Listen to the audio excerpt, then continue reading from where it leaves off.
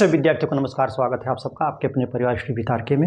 आज की परिचर्चा हम जो करने चल रहे हैं वो एग्रीकल्चर विज्ञान की एक शाखा है सीड साइंस। सीड साइंस से कुछ क्वेश्चन पूछे जाते हैं। कोई भी उत्तर प्रदेश की जो एग्रीकल्चर से संबंधित परीक्षाएं होती हैं उसमें पूछे जाते हैं, तो उसी से संबंधित मैं आपको क्वेश्चन बताऊंगा जो बार बार पूछे गए हैं और पूछने की संभावना होती है। इसको आपको पढ़ना ज़रूरी है। आप भी इसको नहीं पढ़ेंगे तो लगभग 1-2 क्वेश्चन आपके गलत चले जाएंगे। तो आप जो है मेरे साथ अंत तक परिचर्चा में बने रहें और सीड टेक्नोलॉजी के परीक्षाओं को अच्छी तरीके से तैयार कर लें। कह रहा है कि इम्प्रूव्ड बीज में स्थानीय बीज की तुलना में कितना प्रतिशत बीज जो है शुद्धता होती है, कितना परसेंट जो है आनुवांशिक क्षमता होती है। तो कितना होता है 10 से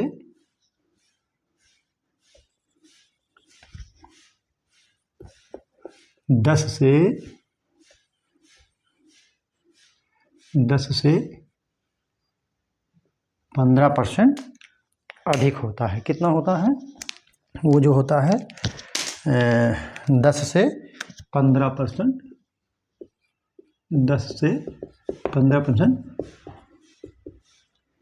अधिक। ठीक है। अगला क्वेश्चन कह रहा है, क्या कह रहा है?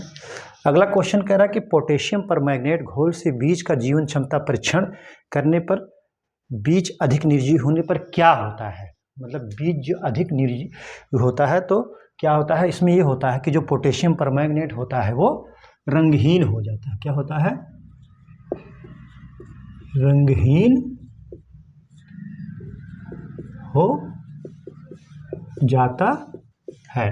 पोटेशियम परमैंगनेट जो है वो रंगहीन हो जाता है। ठीक है।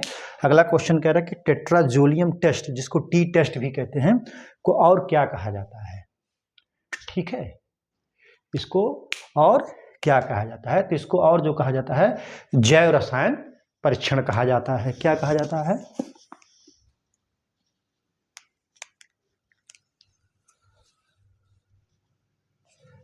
जैव रासायनिक परीक्षण इसको कहा जाता है। क्या कहा जाता है? जैव रासायनिक परीक्षण। क्या कहा जाता है? जैव रासायनिक परीक्षण कहा जाता है। इसमें होता क्या है मैं आपको बता दे रहा हूं, आप इसको नोट कर लीजिए। ये होता है, ये जो होता है ये टेट्राजोलियम टेस्ट में क्या प्रयोग किया जाता है, कौन सा केमिकल? 2,3,5 ट्राइफिनाइल टेट्राजोलियम क्लोराइड होता है। क्या होता है? 2,3,5 ट्राइफिनाइल टेट्राजोलियम क्लोराइड होता है। ये होता क्या है कि ये जो हल्के पीले रंग का होता है, क्या होता है? हल्के पीले रंग का होता है और बीज में जो है वो एक रिड्यूसिंग एंजाइम होता है। जब ये जो है टेट्राजोलियम 2,3,5 ट्राइफिनाइल टेट्राजोलियम क्लोराइड के संपर्क में आता है तो ये जो है किस रंग का हो जाता है? लाल रंग का हो जाता है। जब ये लाल रंग का हो जाता है तो ये दर्शाता है कि बीज में जो है जीवन क्षमता बरकरार है। क्या है? जीवन क्षमता बरकरार है। मैंने मुंह से बोल दिया, आप इसको नोट कर लीजिएगा। मैं जगह कम है इसलिए लिख नहीं रहा हूं। अगला क्वेश्चन कह रहा है बीज में जो प्रसुप्त अवस्था किस कारण होती है। जो बीज होते हैं ना, बीज में डार्मेंसी होता ही आप जान ही रहे हैं, तो वो किस कारण से होता है? तो बीज में जो डार्मेंसी होती है वो होती है,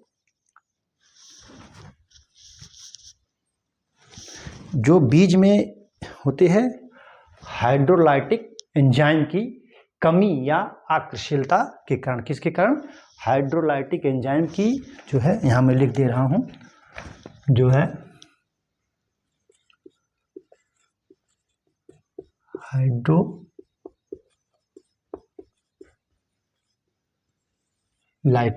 यहाँ पर आप देख लीजिए, ये जो है हाइड्रोलाइटिक एंजाइम। क्या है? हाइड्रोलाइटिक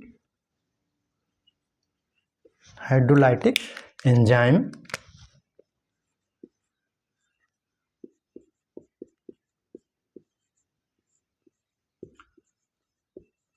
कमी या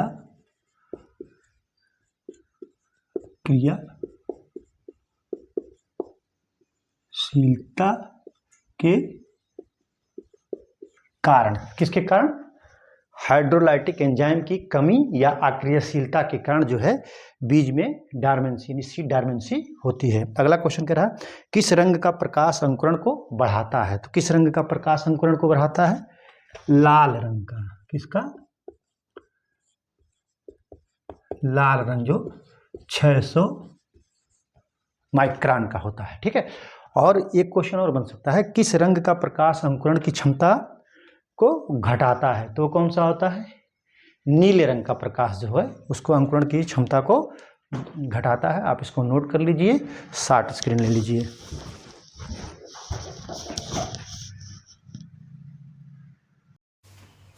क्वेश्चन नंबर 6 कह रहा है कि बीज का ताप उपचार किस तापमान पर किया जाता है? ठीक है, तो किस तापमान पर किया जाता है वो है 40 से 45 डिग्री सेल्सियस पर।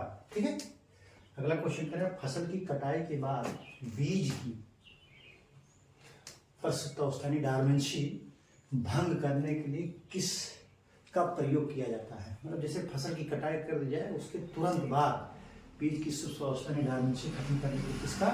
पोटेशियम परमैंगनेट का। किसका प्रयोग किया जाता है?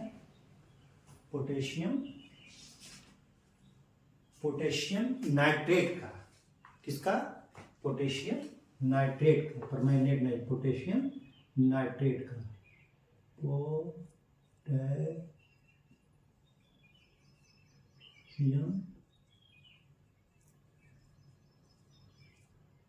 नाइट्रेट, उसको ही सूत्र उसका है KNO3।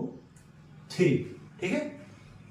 बीज की शोषण तोड़ने के लिए किसका प्रयोग किया जाता है? नॉर्मली जो है बीज सीड का डॉर्मेंसी तोड़ने के लिए नॉर्मली किसका प्रयोग किया जाता है? पूछा क्वेश्चन, इस टाइप के क्वेश्चन आ सकते हैं तो आप कर सकते हैं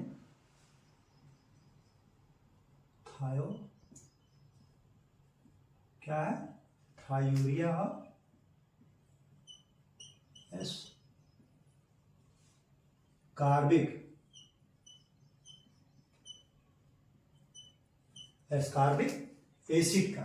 अगला क्वेश्चन कह रहा है कि GA3 यानी जिब्रेलिक एसिड का प्रयोग बीज की शुष्क अवस्था तोड़ने के लिए किस ppm में प्रयोग करते हैं? तो वो होता है 1 से 100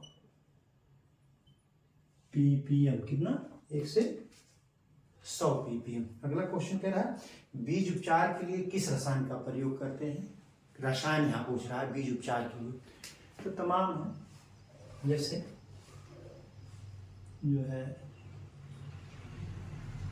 थीरम,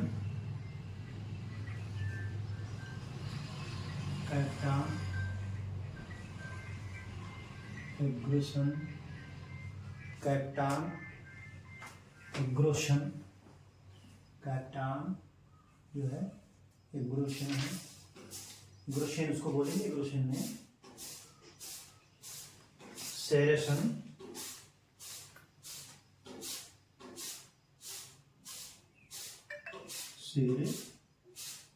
तमाम का इनको जो है 2 से 3 ग्राम जो है बीज जो है 1 किलोग्राम बीज के लिए पर्याप्त होता है। तो आप इसको नोट कर लीजिए, शार्ट स्क्रीन ले लीजिए। ठीक है।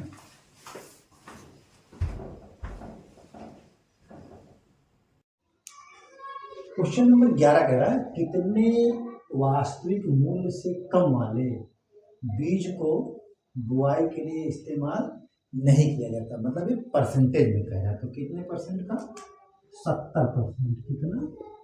70% जो है से मतलब कम हो वास्तविक मूल्य, तो बीज बुआई के लिए इस्तेमाल नहीं किया जाता है।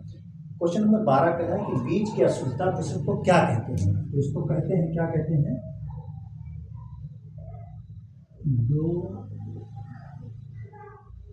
डोकेज कहते हैं। क्या कहते हैं? डोकेज कहते हैं। बीज के अशुद्धता प्रतिशत को क्या कहा जाता है? डोकेज कहा जाता है। बीज को उसके लिए आवश्यक आर्द्रता या ताप पर उपचारित करने के लिए तो क्या कहते हैं? क्या कहते हैं उसको? तो उसको कहते हैं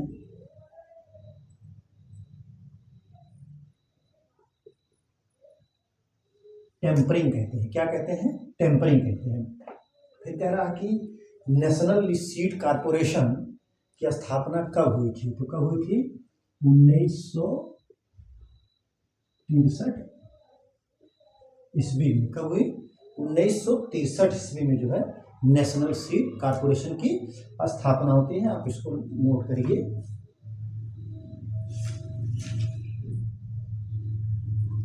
अगला क्वेश्चन कह रहा है, क्वेश्चन नंबर 15। क्या कह रहा है कि बीज का, जो हम बीज का उत्पादन करते हैं, बीज का प्रमाणीकरण कौन करता है? तो स्टेट सीड सर्टिफिकेशन एजेंसी कौन करती है? State seed certification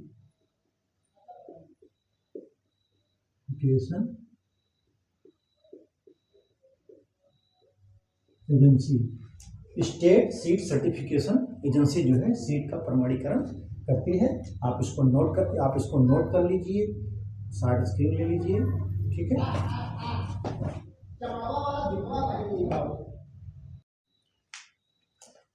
question number 16। अंकुरण के समय बीज पत्र भूमि के बाहर नहीं आता है, उसे क्या कहते हैं? अधोभूमिक अंकुरण कहते हैं। क्या कहते हैं? अधोभूमिक अंकुरण कहते हैं। किस फसल के बीज में अधोभूमिक अंकुरण पाया जाता है? ये क्वेश्चन बहुत बार पूछा गया, बार बार पूछा जाता है। तो अधोभूमिक अंकुरण जो है, ये अधोभूमिक अंकुरण अक्सर जो रबी फसल की दलहन होती है, जैसे चना,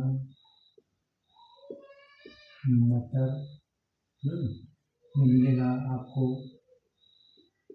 धान, गेहूं, और खरीफ फसल की एक होती है दलहनी फसल अरहर। अरहर में भी पाया जाता है, अरहर और मूंगफली, इनमें जो है अधोभूमिक अंकुरण पाया जाता है। अगला क्वेश्चन कह रहा है कि अंकुरण के समय बीज पत्र भूमि के बाहर आता है, उसे उपरभूमिक अंकुरण कहते हैं। अगला क्वेश्चन कह रहा है किस फसल के बीज में उपरभूमिक अंकुरण पाया जाता है? तो जो खरीफ सीजन की जो दलहनी फसल होती है और कुकुरबिटेसी की जो होती है, लगभग वो सब में जो है उपरभूमिक अंकुरण पाया जाता है। जैसे मूंग, उड़द, लोबिया, सोयाबीन, ये कि रबी सीजन की एक ऐसी दलहन होती है मसूर, जिसमें जो है कौन सा अंकुरण पाया जाता है? उपरभूमिक अंकुरण पाया जाता है। कौन सा अंकुरण? उपरभूमिक। किसमें? मसूर में। यहाँ आप मक्का भी कर दीजिए, मक्का यहाँ जो है कपास। तो ये जो है हमने आपको जो है 2 क्लास में जो है आपको जो है बीज के बारे में पढ़ा दिया। एक ना एक क्वेश्चन जो बीज क्वेश्चन बनेगा आपके GTEC में, उसमें जो है जो दोनों क्लास मैंने आपको बताया है उसमें से कोई ना कोई क्वेश्चन फंस जाएगा। आप उसको अच्छी तरीके से तैयार कर लीजिएगा, पढ़ लीजिएगा बढ़िया से। तो आज की परिचर्चा यहीं पर समाप्त की जाती है। परिचर्चा में बने रहने के लिए बहुत बहुत धन्यवाद। Thank you so much.